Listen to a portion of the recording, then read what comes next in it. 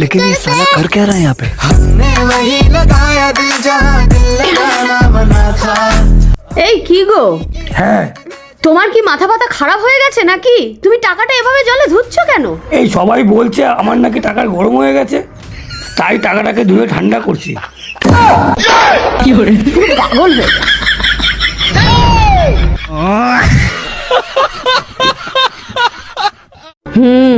আচ্ছা মা, তুমি 1 মিনিট ধরো, আমি দেখে বলছি। रुको जरा सबर करो। না না মা, ও অন্য কেউ হবে, এ তো এখনো ঘরে ঘুমাচ্ছে। এই কি হয়েছে গো? আরে আর বলো না, আমার বাপের বাড়ির পাড়ায় একটা ছাগল চুরি হয়ে গেছে, আর চোরটার নাকি পুরো তোমার মতোই দেখতে।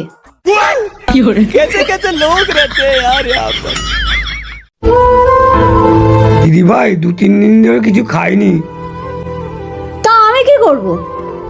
কিছু পয়সা দেবেন, খাবো।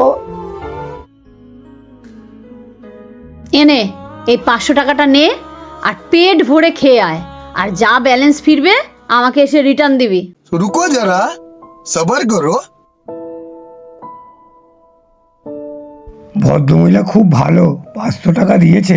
একটা কাজ করি, আমার 300 টাকাটা রিটার্ন দিয়ে দিই, আর 500 টাকাটা আমি রেখে দিই, বলবো খাওয়া হয়ে গেছে। এই নিন দিদি ভাই আপনার 300 টাকা, আমি 200 টাকা খেয়েছি। এই পেট ভরে খেয়েছিস তো? দেখেছিস তো, যে উপকার করে ভগবানও তার উপকার করে। কদিন ধরে ওই জাল 500 টাকার নোটটা আমার পকেটে পড়েছিল, আজ কাজে লেগে গেল।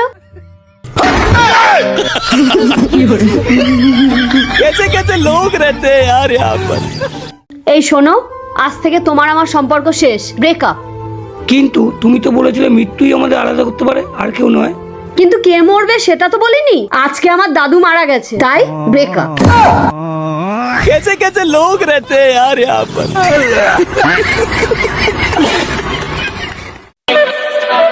এই দেখো, এই দুটোর মধ্যে কোনো একটা গ্লাস নাও তো,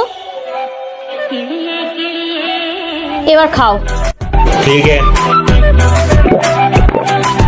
ये गड़बड़े बाबा। কি গো, কেমন টেস্ট লাগলো? কেমন লাগবে আবার, দুধের টেস্ট দুধের মতোই লাগলো। বাহ বাহ, বেঁচে গেছি। কেন? আরে আর বলো না, আমি একটা গ্লাসে ফিনাইল আর একটা গ্লাসে দুধ এনেছিলাম, তারপর আমি তো ভুলেই গেছিলাম কোনটা দুধ আর কোনটা ফিনাইল। এই যে তুমি দুধের গ্লাসটা খেয়ে নিলে, এবার আমি বুঝতে পেরেছি কোনটা ফিনাইল। এইটা দিয়ে এবার আমি ঘরটা মুছে ফেলবো, নয়তো ফিনাইলটাই আমার নষ্ট হয়ে যেত।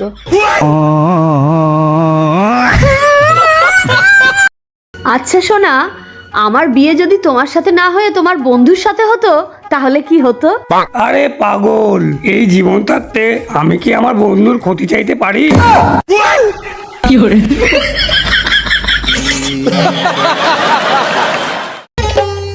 ধনকে দেখলো এই নাও শিবানী, অনেকদিন থেকে তুমি ফোন চাইছিলে, এটা তোমার ভ্যালেন্টাইন ডে গিফট। ও মা, এই দেখো তোমার ছেলে আবার মদ গিলে বাড়ি ঢুকেছে। কি গো, নেবে না? না হলে এটা আমি নিয়ে নেব।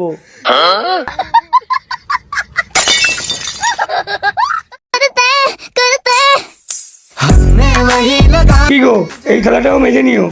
খতম।